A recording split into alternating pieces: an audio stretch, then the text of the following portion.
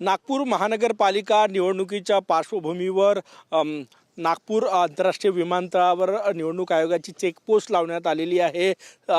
Static surveillance team या ठिकाणी तैनात करण्यात आलेली आहे आणि वाहनांची तपासणी जी आहे ती या ठिकाणी केली जाते। आपण हे दृश्य या ठिकाणी बघू शकतो। नागपूर विमानतळावरून बाहेर पडणारी जी वाहनं आहे त्या वाहनांवर नजर आहे।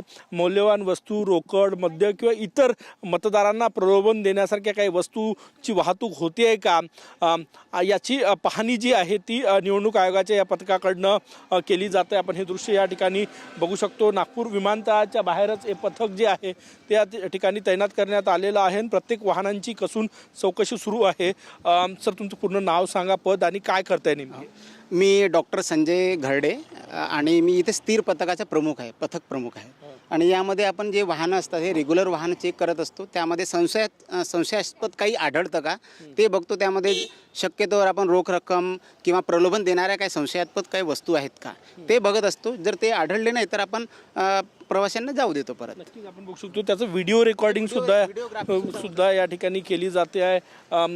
निवडणूक आयोगाचे कर्मचारी त्यासोबतच पोलीस विभागाचे कर्मचारी सुद्धा या ठिकाणी तैनात आहे आणि संशयास्पद वाहनांची तपासणी जी आहे ती या ठिकाणी केली जात आहे। निवडणुकीवर प्रभाव आणेल अशा कुठल्या वस्तूंची वाहतूक होते का, मौल्यवान वस्तू, रोकड, दारू याची वाहतूक होते का यावर निवडणूक आयोगाची करडी नजर आहे। कॅमेरामॅन सचिन सयामसह गजानन उमाटे, TV9 मराठी, नागपूर।